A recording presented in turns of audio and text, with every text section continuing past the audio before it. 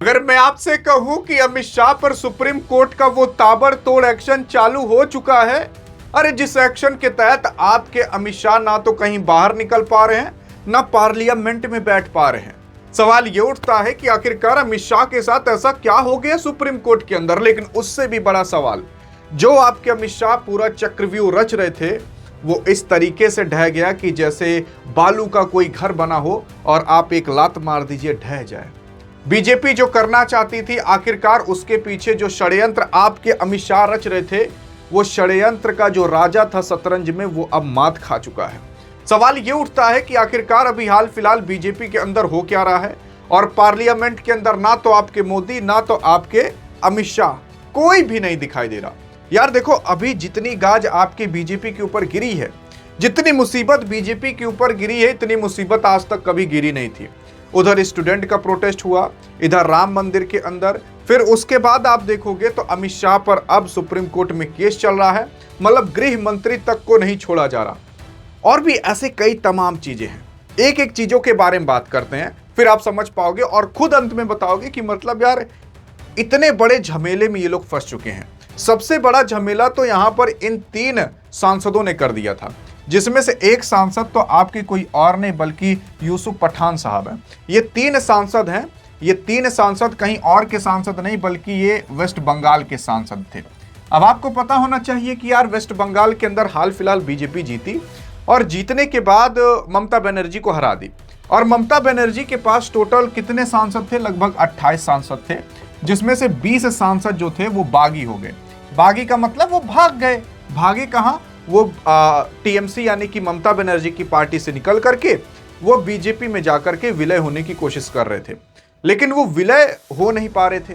तो उन्होंने सोचा यार क्यों ना हम एक ठो नई पार्टी बना ले, जिसका नाम NCPI पार्टी होगा।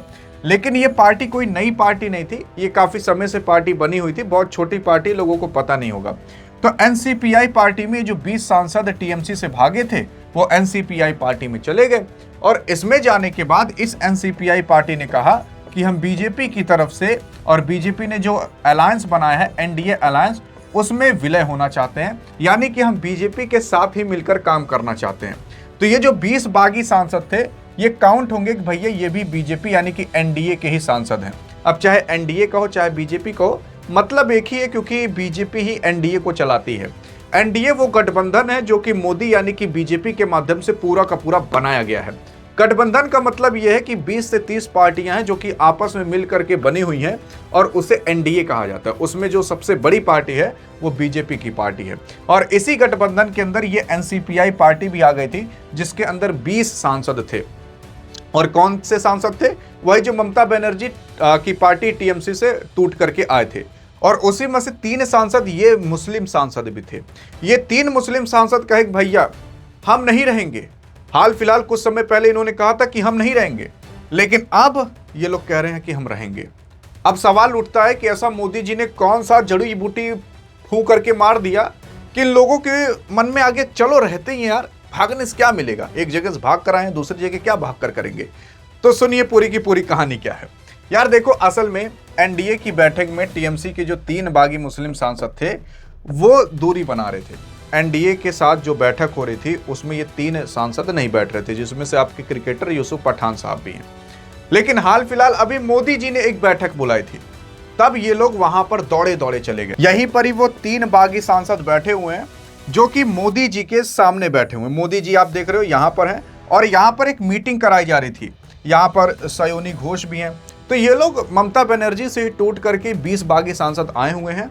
अब बात की जा रही है कि मोदी जी इन लोगों को कोई बड़ा बड़ा मंत्री पद दे देंगे, जिसकी वजह से ये लोग यहाँ पर टिकेंगे। और अगर टिकेंगे तो ये लोग बीजेपी के साथ रहेंगे।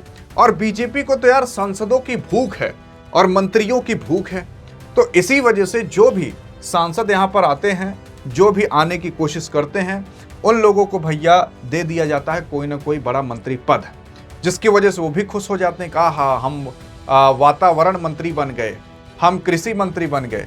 इस तरीके से आपके प्रधानमंत्री मोदी जी कोई ना कोई इन लोगों को पद दे देते हैं, जिसकी वजह से इनकी भी हचक करके कमाई होती है, और नाम भी हो जाता है कि यार हम केवल सांसद नहीं हैं बल्कि एजुकेशन मिनिस्टर भी हैं। तो यही सारी चीजें हैं, अब इन लोगों को भी देने की बात की जा रही है। लेकिन आप खुद सोचो, अगर इन 20 सांसदों को कोई ना कोई पद दे दिया गया तो क्या और मंत्री पद नहीं मांगेंगे? उन लोगों को लगेगा कि हम बीजेपी के साथ इतने दिन से जुड़े हुए हैं, प्रधानमंत्री मोदी जी के साथ जुड़े हुए हैं, कल को 20 सांसद आए, उन लोगों को बड़ा बड़ा पद दे दिया गया और हमें पद ही नहीं दिया गया। तो इस वजह से यहां पर कुछ लोग हैं जो कि नाराज होते हुए दिखाई दे सकते हैं। लेकिन अब कौन कौन नाराज होते हुए दिखाई दे सकते हैं? जैसे आपके चंद्रबाबू नायडू हैं और बाकी तमाम लोग हैं, तो उनकी भी व्यवस्था अब आपके प्रधानमंत्री मोदी जी ने कर दी है। लेकिन जहां पर प्रधानमंत्री मोदी जी गए थे ये मीटिंग करने 20 बागी सांसदों और तमाम सांसद के साथ, वहां पर आपके अमित शाह ही नहीं मौजूद थे। अमित शाह आपके ओम बिरला के साथ मीटिंग कर रहे हैं, अब क्यों मौजूद नहीं है? तो पता होना चाहिए कि ओम बिरला साहब आपके स्पीकर हैं लोकसभा के। अब वहां पर कंट्रोल कैसे करना है और तमाम चीजें, ऐसा लोग कह रहे हैं कि क्या पता ये सारी बातें हो, लेकिन मैं आपको बता दूं ये सारी नहीं है। असल में बात क्या है? बात यह है कि संसद में जैसे ही आपके अमित शाह आएंगे उनसे एक सवाल पूछा जाएगा कि बच्चों पर पैलेट्स गन किसने चलवाई थी? जब जंतर मंतर पर नीट प्रोटेस्ट हुआ था नीट पेपर के लिए, तो वहां पर लाठीचार्ज किसने करवाई थी? वहां पर गन किसने यानी कि पैलेट गन किसने चलाई थी? तो इन्हीं सब का जवाब अब जनता को चाहिए, इन्हीं सब का जवाब अब विपक्षी पार्टी को चाहिए, और इन सब का जवाब देने से बच आपके अमित शाह रहे हैं, और इसी वजह से ये ओम बिरला से बार बार मीटिंग कर रहे हैं। लेकिन ये भी पूरी खबर नहीं है, ये सच्ची खबर है लेकिन पूरी नहीं है। पूरी खबर ये भी है कि भैया आपके अमित शाह और आपकी बीजेपी और आपके प्रधानमंत्री कई सारे बिल पास करना चाहते हैं, जिसमें से कई सारे अच्छे बिल हैं और कई सारे कुछ लोगों के लिए अच्छे हैं तो कुछ लोगों के लिए अच्छे नहीं, ऐसा लोग कह रहे हैं। असल में हाल फिलहाल आप देखोगे चंद्रबाबू नायडू को यहां पर आपके प्रधानमंत्री मोदी जी ने 18,000 करोड़ का आंध्र प्रदेश के अंदर प्रोजेक्ट दे दिया है, एयरपोर्ट का और बाकी तमाम चीजों का। तो इससे ये भी खुश हो गए आपके चंद्रबाबू नायडू साहब भी, और उधर जो 20 बागी सांसद थे उनको मंत्री पद दे दिए। तो देख रहे हो अभी आपकी बीजेपी केवल स्टेबल करने में ही लगी हुई है, आगे नहीं बढ़ पा रही है। उसके साथ जितने नेता लोग जुड़े हैं उन नेता को कैसे साथ रखा जाए, केवल इसी में ही लगी हुई है। और आप खुद सोचिए अगर इतना तमाम काम होगा तो ये क्या पार्लियामेंट में आ पाएंगे? और अगर ये पार्लियामेंट में आ गए तो बवाल बहुत ज्यादा हो जाएगा, क्योंकि सारी रिकॉर्डिंग पड़ी रहती है यूट्यूब पर और बाकी तमाम जगह। और जब यहां पर विपक्षी नेता इनसे पूछेंगे कि जनाब आप ये बताइए कि पैलेट्स गन चलवाई किसने थी, बस इसका जवाब दे दीजिए, तो ये जवाब दे नहीं पाएंगे। और अगर जवाब नहीं दे पाएंगे तो होगा क्या? तो विरोध होगा। और उसी के साथ साथ आप देखोगे तो केवल यही नहीं बल्कि जो डीएमके की पार्टी थी, डीएमके कौन है भैया? तो यही है आपके डीएमके। तो डीएमके की पार्टी का मतलब यार तमिलनाडु आप जान रहे हो ना, तमिलनाडु में भी किसकी पार्टी है? विजय थालापति बन चुके हैं वहां के सीएम। लेकिन उनसे पहले जो डीएमके की पार्टी थी वो 15 साल वहां पर रह चुके थे, 10-15 साल सीएम रह चुके थे। तो डीएमके की पार्टी भी काफी ज्यादा मजबूत है तमिलनाडु के अंदर। आप देखोगे तो साउथ के अंदर बीजेपी ने अपना पूरा झंडा नहीं गाड़ पाया है, क्योंकि वहां पर हिंदू मुस्लिम हो ही नहीं पाता। तो मतलब जो बीजेपी यहां पर चला लेती है यूपी, बिहार, दिल्ली और मध्य प्रदेश तमाम जगह, वो साउथ के अंदर नहीं चल पाता। साउथ के अंदर हिंदी भी उतनी नहीं बोली जाती। तो अब बीजेपी ये सोच रही है कि वहां पर जो बड़ी बड़ी पार्टियां हैं उन्हीं के साथ हम मिल जाएं और उनके साथ पहले अपना नाम बनाएं, फिर अपना कोई एक उम्मीदवार खड़ा करेंगे और उसको जिता देंगे। पैसे की कमी है भी नहीं हमारे पास। तो इसी वजह से आपके प्रधानमंत्री मोदी जी डीएमके के साथ बार बार मिल रहे थे, ताकि इनके साथ मिल करके अगली बार विजय थालापति को हरा दिया जाए और अपना कोई सीएम बैठाया जाए, ताकि तमिलनाडु के अंदर भी हमारा दबदबा हो। तमिलनाडु साउथ के अंदर ज्यादातर कांग्रेस का दबदबा है, केरला और के अंदर जो सीएम है वो कांग्रेस के ही हैं। अब क्या है भैया पूरी बात? तो यार जो डीएमके है ना, डीएमके ने बीजेपी के उम्मीदों को अब भैया धोखा दे दिया है, झटका दे दिया है। झटका इसलिए दिया है क्योंकि भैया ये लोग एक तो परिसीमन बिल लाने वाले थे। कौन? बीजेपी वाले। परिसीमन बिल क्या होता है? डिलिमिटेशन बिल उसे कहा जाता है। हाल फिलहाल आप देखोगे अभी जो इंडिया के अंदर पूरा का पूरा क्षेत्र बटा हुआ है कि भैया एक विधायक के लिए इतना क्षेत्र होगा, एक सांसद के लिए इतना क्षेत्र होगा, तो ये सब पहले के हिसाब से बटा हुआ है। अब कहीं जनसंख्या ज्यादा हो गई है, कहीं जनसंख्या कम हो गई है। तो इसी चीज को सुधारने के लिए, एरिया वापस से छोटा बड़ा करने के लिए परिसीमन बिल लाया जा रहा है। इससे कुछ सांसद कम भी हो सकते हैं, कुछ विधायक बढ़ भी सकते हैं। हाँ, तो अगर ऐसा किया गया तो काफी सारी पार्टियों को नुकसान होगा, कुछ पार्टियों को फायदा होगा। तो इसी परिसीमन बिल का विरोध कर रही है आपके डीएमके की पार्टी। मतलब सोचो, जिस डीएमके पार्टी के साथ आपके प्रधानमंत्री मोदी आना चाहते थे, वही डीएमके की पार्टी प्रधानमंत्री मोदी के बिल का विरोध कर रही है। तो इससे होगा क्या, जो इन्होंने पूरा कनेक्शन साउथ के अंदर बना करके तमिलनाडु में रखा था, वो वापस से टूटते हुए नजर आ रहा है। तो चलो ये सब बात हो गई भैया, क्या क्या भी इन सब के सामने दुविधाएं आ रही हैं। तो जो ऑपरेशन लोटस चलाए थे 20 बागी सांसदों वाला, उसमें से 3 सांसद टूट करके अलग हो रहे थे, जैसे आपके यूसुफ पठान उठान है। लेकिन प्रधानमंत्री मोदी जी ने अपना दिमाग लगाया जब, तो इन लोगों को वापस ले आया। उधर आपके अमित शाह फंसे हुए ओम बिरला के साथ मीटिंग पर मीटिंग उनके साथ किए जा रहे हैं। इधर जो चंद्रबाबू नायडू दूर भाग रहे थे, प्रधानमंत्री मोदी जी ने 18,000 करोड़ का प्रोजेक्ट देख करके इनको भी खुश कर दिया। अब डीएमके की बारी है। डीएमके विरोध कर रहे हैं भैया परिसीमन बिल का। अब इनके साथ भी कुछ करना पड़ेगा। देखो क्या करते हैं प्रधानमंत्री मोदी जी इनको मनाने के लिए। मोदी जी को तो यार सबको मनाने में ही टाइम निकल जा रहा है। फिर यहाँ पर क्या है यार, देखो संसद के पास बच्चों के ऊपर फायरिंग की गई थी, पैलेट्स गन चलाए गए थे, लाठी चार्ज हुआ था।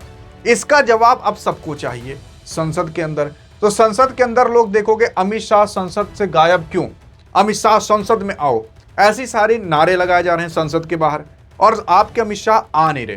तो इससे और बवाल बढ़ रहा है कि यार अमित शाह गृह मंत्री अगर पार्लियामेंट में आकर नहीं बैठेगा तो काम कैसे होगा, और संसद चल भी नहीं पा रहा। मुझे तो लगता है इस बार का जो संसद सत्र है, आपके और हमारे लिए कुछ हो ही नहीं पाएगा। ये लोग अपने ही कचर के चक्कर में पूरा समय निकाल देंगे और आप और हम ऐसे ही रह जाएंगे। कोई बिल सिल नहीं पास हो पाएगा, कुछ अच्छा काम आपके और हमारे लिए नहीं हो पाएगा। लेकिन बहरहाल आप और हम तो हैं ही कीड़े, कुचलने के लिए बने हैं, कुचले जा रहे हैं। जनता है आप और हम, तो कुचले जाएंगे। लेकिन आइए देखते हैं इन लोगों के साथ क्या हो रहा है, बड़े बड़े लोगों के साथ। अमित शाह की बात करें तो इनके ऊपर आरोप जो लगा था पैलेट्स गन वाला, वो अब काफी ज्यादा लेवल तक जा चुका है। असल में आपके राहुल गांधी कह रहे हैं कि जब तक अमित शाह नहीं आएंगे पार्लियामेंट के अंदर और जवाब नहीं देंगे ना, तब तक हम भी नहीं तैयार होंगे इनके परिसीमन बिल और बाकी तमाम बिलों के लिए। क्योंकि जब तक आप पास नहीं करवाओगे तब तक कुछ हो नहीं पाएगा, आपको पार्लियामेंट से पास कराना पड़ेगा। बहरहाल एनडीए के सांसद ज़्यादा हैं तो ये पास करा सकते हैं, लेकिन अब थोड़ी दिक्कत का सामना इनको करना पड़ सकता है, क्योंकि अब ये सुप्रीम कोर्ट में भी फंस चुके हैं।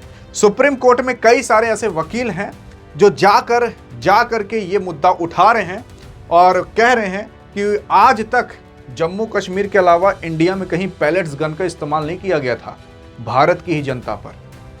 अब देखो कुछ लोग कहेंगे कि यार कॉकरोच जनता पार्टी ठीक नहीं थी।